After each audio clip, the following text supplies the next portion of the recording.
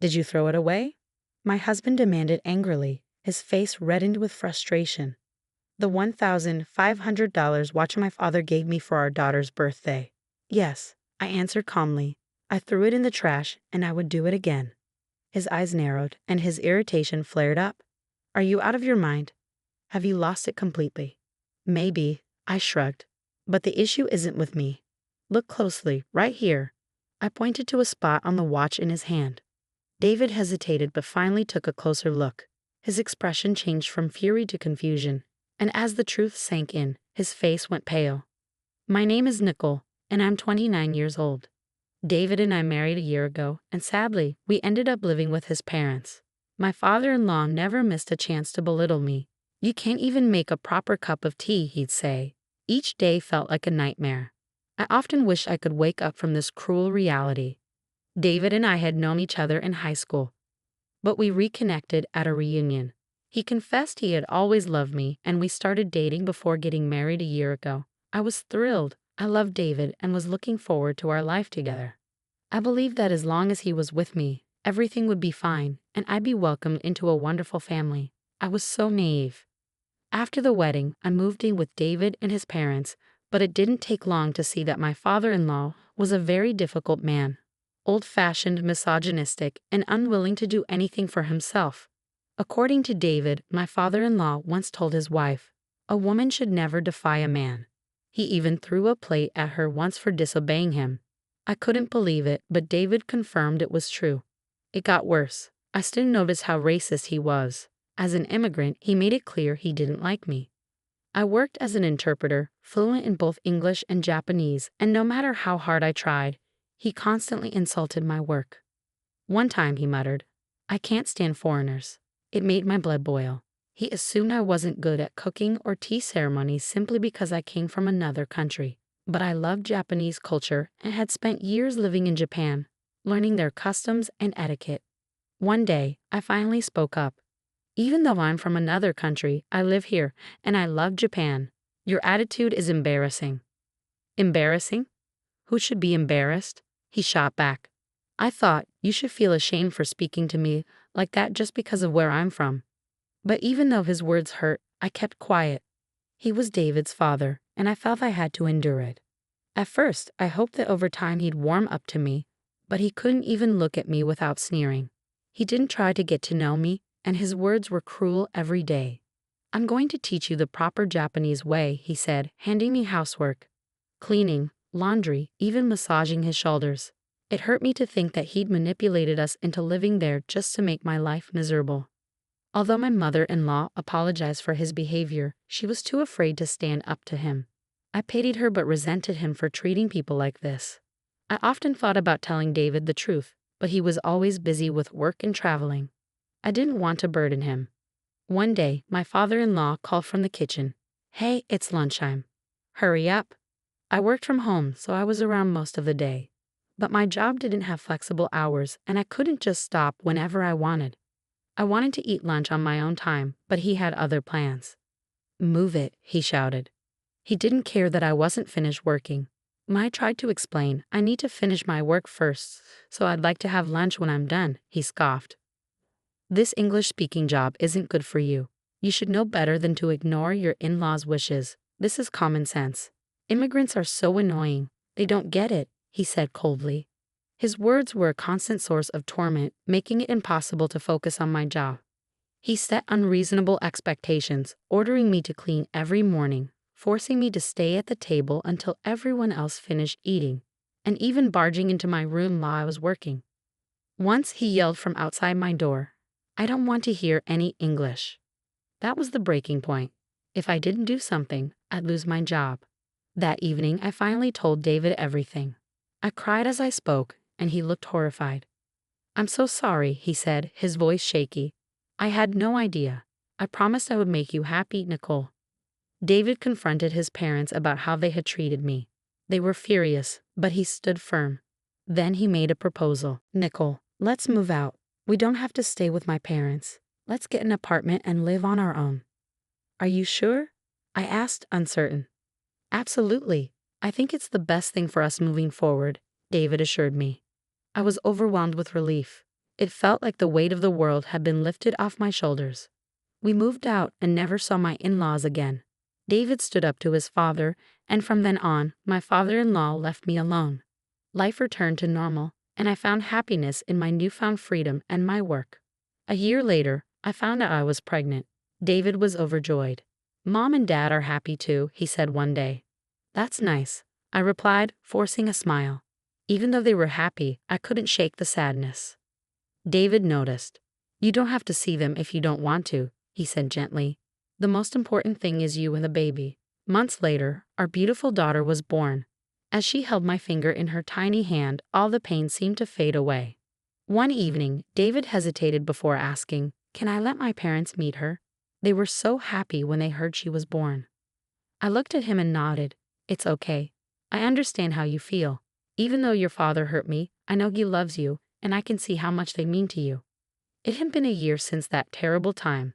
Maybe my father-in-law had changed, and maybe, just maybe, I was ready to see him again.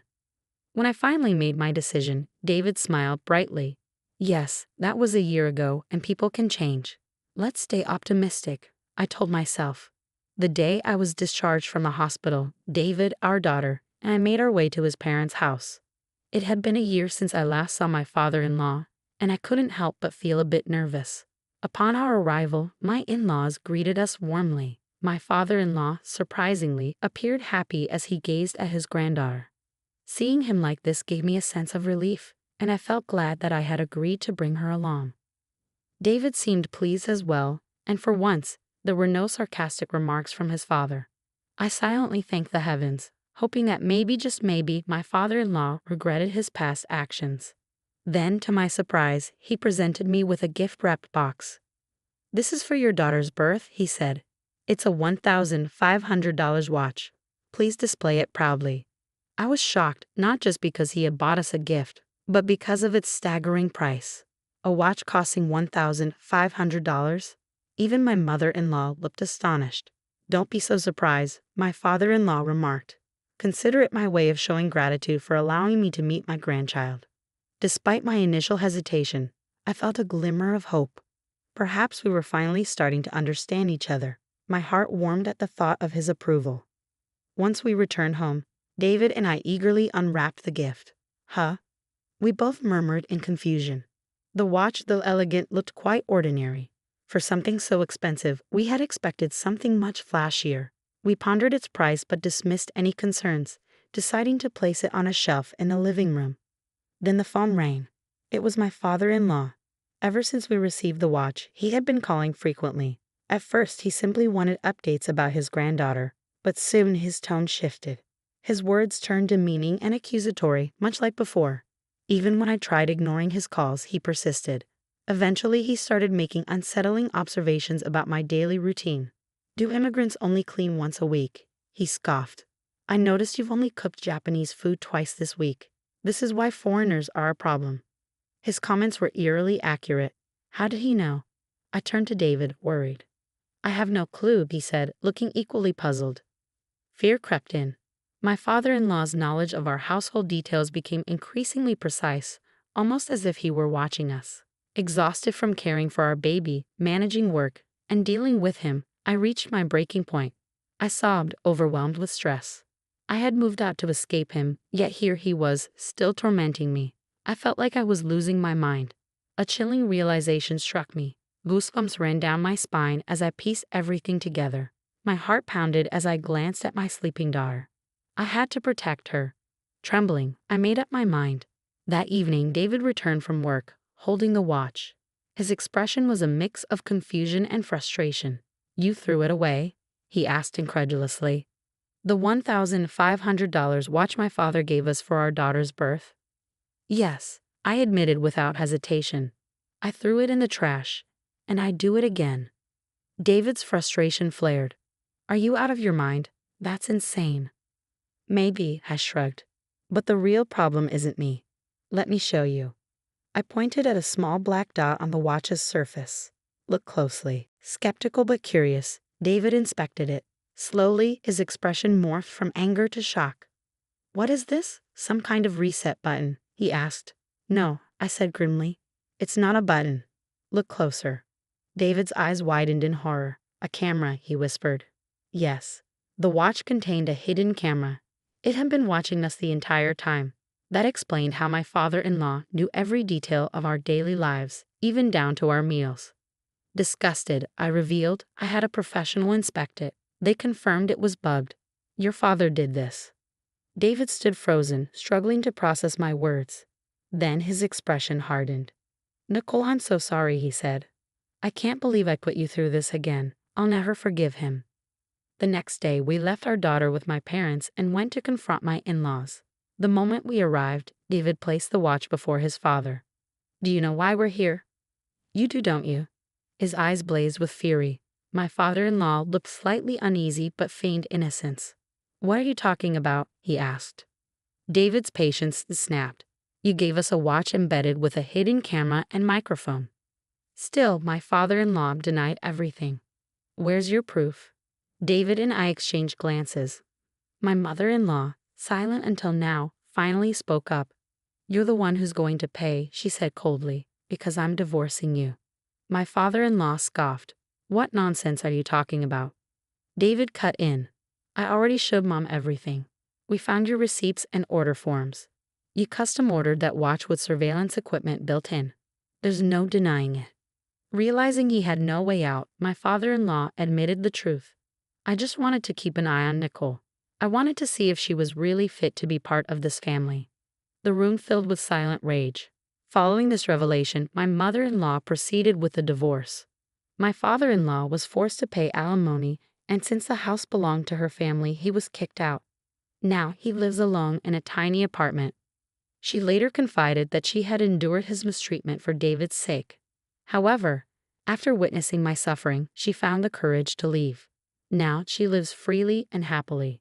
David severed all ties with his father, and our family grew even closer. He changed jobs to spend more time with us, and since then, our communication has strengthened. I've never been happier. Happiness comes in different forms for everyone, but I've learned that sacrificing oneself for someone else's approval is never the answer. Thank you for watching. See you in the next video. Stay tuned.